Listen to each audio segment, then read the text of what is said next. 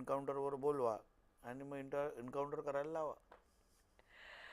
पण ह्या सगळ्यामध्ये एक मुद्दा मधल्या काळामध्ये जरा चर्चेला गेला होता, तो म्हणजे अजितदादा. खरं तर ते तुमचे सोबतचे महायुतीमधले. मात्र ह्यावेळी नवाब मलिक यांच्या हाती धुरा दिल्यानंतर मुंबईची तुम्ही एकदम फारकत घेतली त्यांच्यापासून. हो, कारण का राष्ट्रत्व आणि हिंदुत्व बरोबर आम्ही तडजोड करणार नाही अशी स्पष्ट आमची भूमिका आहे.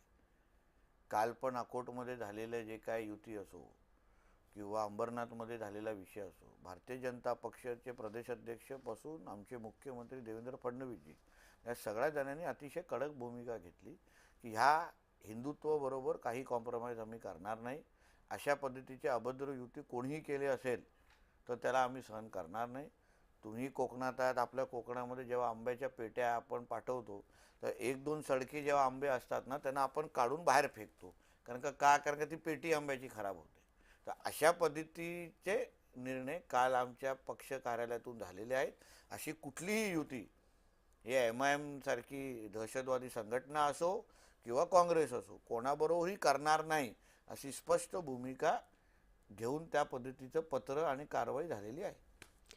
बरं, हे सगळं होत असताना पिंपरीमध्ये नुकतंच अजितदादांनी काही स्टेटमेंट्स केलेले आहेत, भ्रष्टाचाराचे भाजपवर गंभीर आरोप केलेत. म्हणजे एकीकडे सरकारमध्ये राहायचं आणि दुसरीकडे असे आरोप करायचे. कसं बघता याकडे? ठीक आहे, आता महायुती म्हणून आम्ही राज्यामध्ये एकत्र आहोत. आम्हाला एकत्र मॅन्डेट या राज्याच्या जनतेने दिलेला आहे आणि म्हणून त्या दृष्टिकोनातून अगर निवडणुकीमध्ये असे काय आरोप प्रत्यारोप होत असतील तर आमचे तिन्ही नेते प्रगल्भ आहेत.